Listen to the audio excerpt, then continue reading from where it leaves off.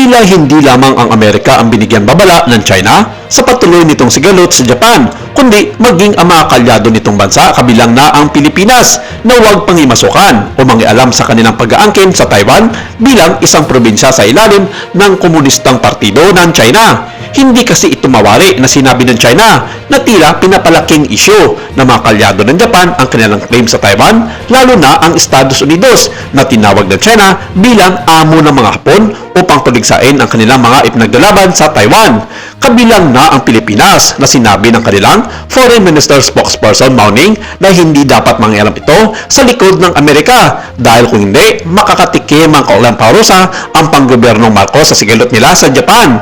Dagdag pa ni Mao na dapat isikasuhin na lamang ng gobyerno ng Pilipinas ang mga kababayan nitong patuloy na gumagawa ng mga maling impormasyon laban sa kanilang bansa. Wala di umano itong maitutulong para mapawi at maresolba ang problema nila sa Japan at Taiwan. Samantala, binalaan na ng Japan ang mga mamamayan nito sa China na palakasin ang mga pag-iingat sa kaligtasan at iwasan ang mga matataong lugar sa gitna ng lumalalim na sigalot sa pagitan ng dalawang pinakamalaking ekonomiya ng Asya sa mga komento ni Japanese Prime Minister Sanai Takaichi sa Taiwan. Pinasimula ni Takaichi ang pinakamalalang diplomatikong sagupaan sa mga nakaraang taon ng sabi niya sa mga mababatas ng Hapon nitong buwan ng ang pag-atake ng China sa Taiwan na magbabanta sa kaligtasan ng Japan ay maaaring mag-trigger ng tugon ng militar.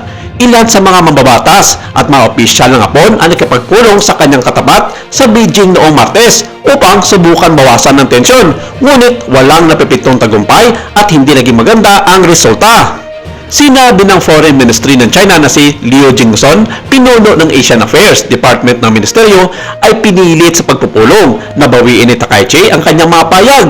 Ngunit ang nangungunang tagapagsalita ng gobyerno ng Japan na si Minoru Kihara ay nagbumungkahi na ang Tokyo ay walang mood na gawin ito. Ang mga komento ay hindi binago ang kasalukuyang posisyon ng gobyerno. Sinabi ni Kihara sa isang press conference noong Martes at idinagdag na umaasang gobyerno na ang mga isyu tungkol sa Taiwan ay malulutas na mapayapa sa pamamagitan ng dialogo. Inaangkin ng Beijing na demokratikong paminamalaan ang Taiwan bilang sariling to at hindi binukod ang paggamit ng puwersa upang kontrolin ang isla. Tinanggihan ng gobyerno ng Taiwan ang mga payag ng Beijing at isang Chinese diplomat sa Japan ang tumugon sa mga payag ni Takaichi sa pamamagitan ng pag-post ng isang nagbabantang mga komento na naglalayon sa kanya sa social media.